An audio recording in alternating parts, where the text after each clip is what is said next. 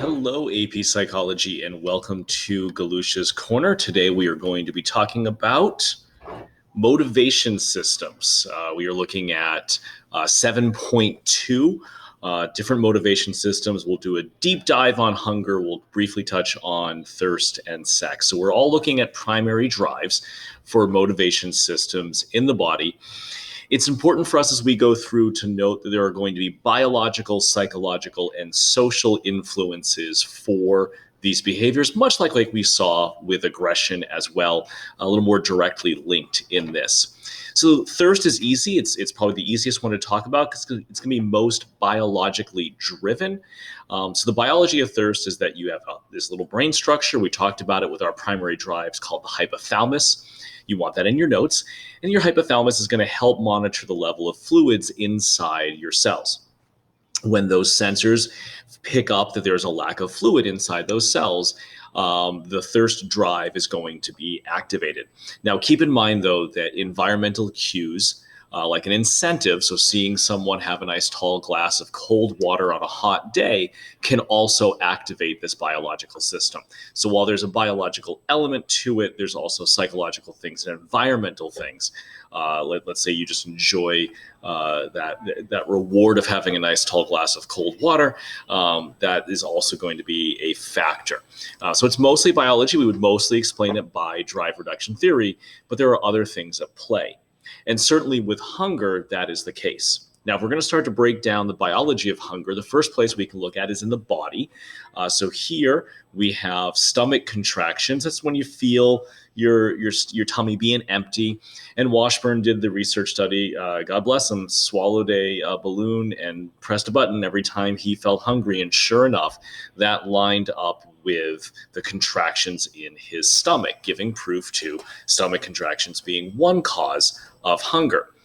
So what they did is they actually, in 1933, went in and removed rat stomachs, connected it directly from the esophagus to the small intestines, but the rats still felt hungry. So he removed that one element and they still felt hungry. So there has to be more than just stomach contractions. And there is. We also want to take a look at body chemicals. So the first one that we should take a look at that causes us to feel hungry is glucose. So the glucose level in your bloodstream is maintained by your pancreas. Insulin is going to decrease the glucose level in the blood. The glucose level will come from the food that you eat. And when the level gets too low, when you have low blood sugar or when you get hangry, you start to feel hungry. It's actually a biological reason why you feel hangry because it's tied in with that limbic system that controls emotions. And it makes sense that our ancestors, from an evolutionary psych perspective, would have felt hangry because that would have made them more competitive for food. So next time someone gets on your case for being hangry, just be like, hey, I'm just trying to survive because I'm the fittest. So glucose is one. When that goes low, you're going to feel hungry. So there are levels, there are things in your brain and body that are going to monitor the chemical levels that exist there. There are receptors, little neuron receptors in your stomach and your liver and your intestines that's looking for that glucose. And when they don't find it, they're like, hey, hypothalamus up there. We need to start signaling the hunger response. And here we see the location in a rat's brain of where you would see the hypothalamus, again, in that limbic system kind of bottom center there. Now, it would make sense that in the brain areas, now we're going to shift to brain areas, that we have a couple here that are going to be responsible for our hunger drive. The first one is the lateral hypothalamus. This brings on hunger drives. Literally, if you stimulate this with an electrode in a lab animal, it will get hungry and start to eat.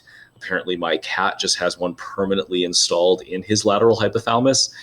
If you destroy some animal's lateral hypothalamus, the animal will no longer have an interest in eating. It'll kind of waste away, very sad. What the lateral hypothalamus is doing is it's looking for that lower level of blood glucose in those receptor neurons, and it's secreting, the lateral hypothalamus is secreting orexin. And when orexin is secreted, we feel that urge to eat. It would make sense that there's another system that tells you to stop, and that's the ventromedial hypothalamus, and that depresses our hunger. It tells us that we're full. It's called the Satiety Center, and if you destroy the ventromedial hypothalamus, animals will eat extensively and excessively. Apparently, my ventromedial hypothalamus does not work at a good buffet because I will just eat past homeostasis. Please note that these two are hard to get, easy to get confused. So the lateral hypothalamus, there's less letters in that one. So that one's skinnier, it's hungry, and it needs to eat. The ventromedial hypothalamus already ate, nom, nom, nom, nom, nom, already ate all of its letters. So that one is full, and it's the satiety center. So if you get them too confused, the one that has more letters is already full, ventromedial hypothalamus.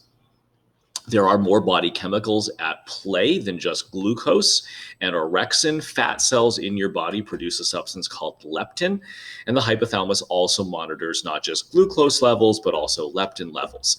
High levels of leptin that show a large amount of body fat are going to signal the brain to reduce appetite. Here you see a little guy here on the left that has what we call a leptin deficiency. So his fat cells just don't make leptin, but no one told his hypothalamus. So his hypothalamus is constantly looking for leptin, and when it doesn't find it, it's causing orexin to be secreted and to have a hunger drive. So you actually have some leptin deficiencies that could be treated with drug therapy. And here you see him on the right-hand side after the hunger is controlled. Imagine how difficult it would be to constantly be hungry in situations like this. Access to the fridge has to be limited just because it's so hard for the little guys. So that's an example of a chemical being treated and that person's life being made a little bit better there.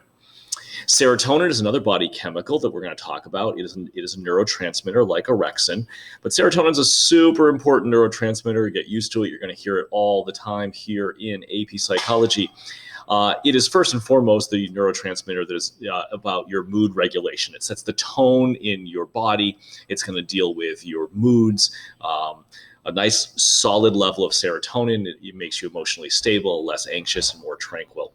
Serotonin is also an appetite suppressant, in part because serotonin can only be made from sweet and starchy materials and compounds, which might be why you have comfort foods like mac and cheese and chicken parm and broccoli chicken ziti, all those things that are carby and starchy, and potato chips. Those things might be kind of helpful in creation of serotonin, which would then act as an appetite suppressant. So that's another neurotransmitter. So just to give you a little summary of what we just said there. The biology of hunger is actually really quite complex. You have stomach contractions, you have brain centers, with the lateral hypothalamus being your hunger center, the ventromedial hypothalamus being your satiety center. You have body chemicals. So glucose in your bloodstream, low levels cause hunger. Leptin, high levels that are produced by your fat cells, will make you feel full.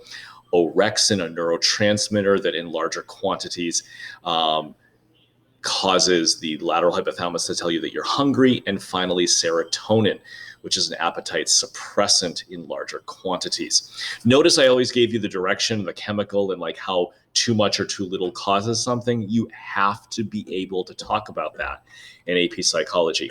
But our work is not done by just talking about the biology of it all. There's also a psychology behind hunger. So don't forget that incentives from your environmental cues, guys, listen, if I smell an apple pie right this second from my environment, I am leaving this mid-recording and I'm going to go have a piece. That can trigger a biological response even if you're not hungry, and certainly with apple pie. Memory also plays an important role. If you are an amnesic patient or someone with Alzheimer's, that is going to mess with the hunger system.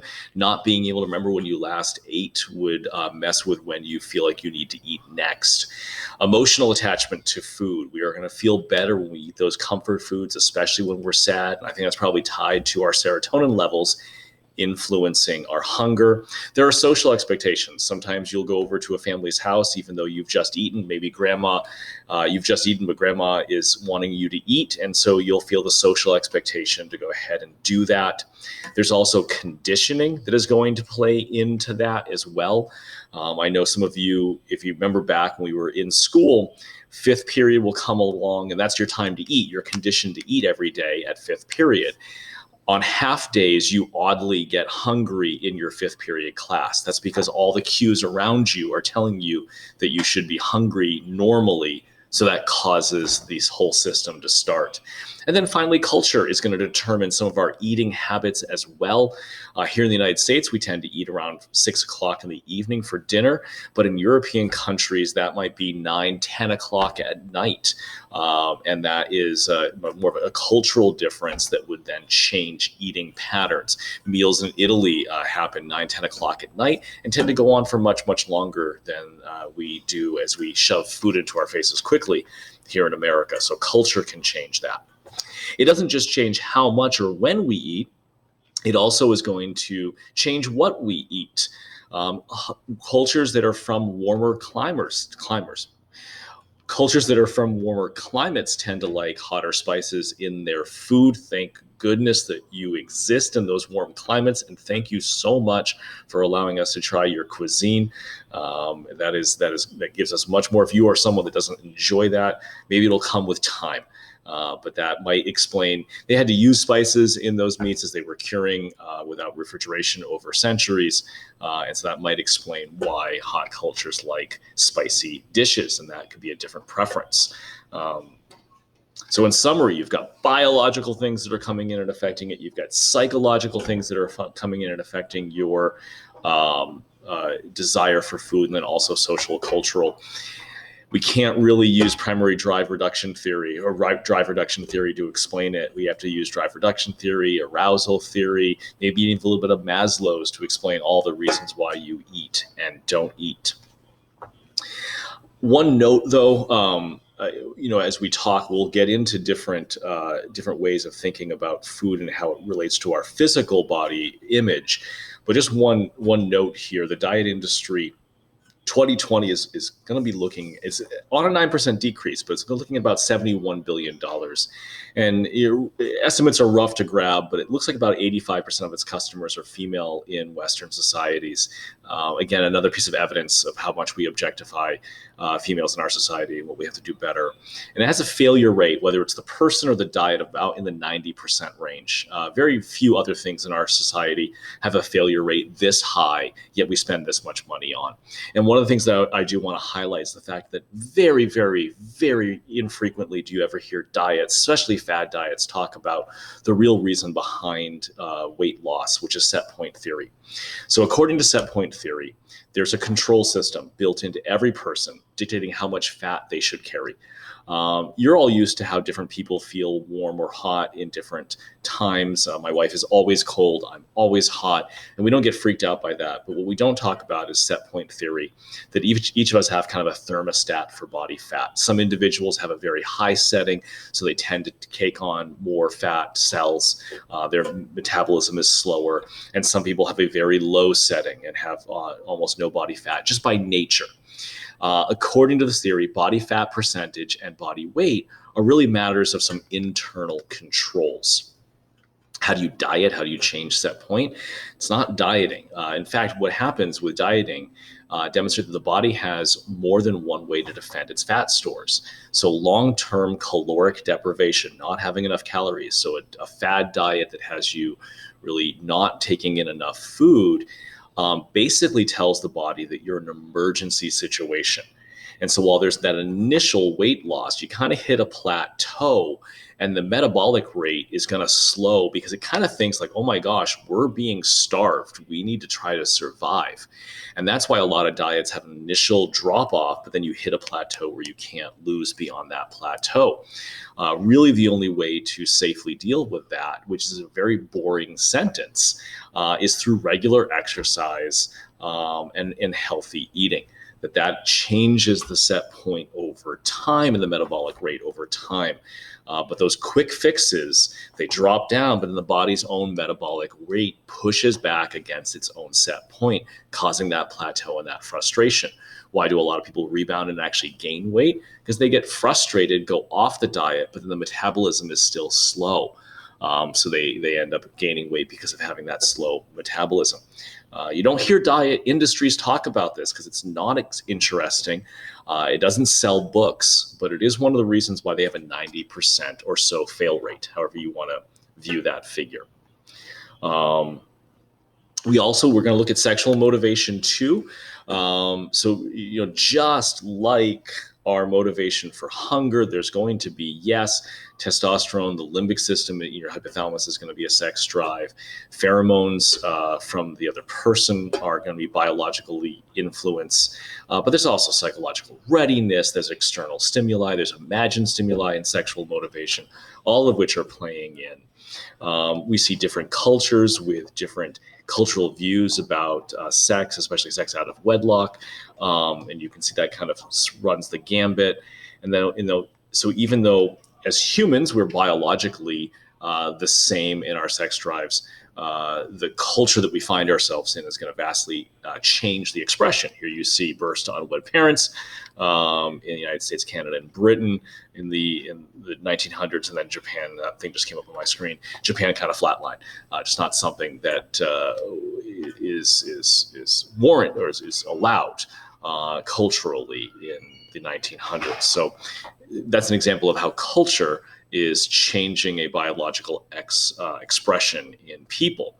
One thing you will want to take a look at quickly, I don't think they'll ever get to it too much, is the human sexual, for human sexuality, is the stages of human response cycle. And you can kind of read through those, but that might be one thing you want to throw in your notes. I don't think they'll spend too much time on it on the AP exam. One thing I would highlight, especially with an industry that, the growing pervasiveness of porn and the amount of objectification, especially of females, is the contrast effect. So that's when partners view pictures of idealized individuals. So plastic surgery, enhanced photoshopping, all that simulacra, all that fakeness, they oftentimes rate their own partners less positively. And so this might be a big argument against how we portray people in the media, maybe an argument for at least eliminating photoshopping in ads in the United States at the very least. Okay, that is a quick look at sexual motivation and thirst, and then a deeper dive on hunger. Take care, AP Psychers.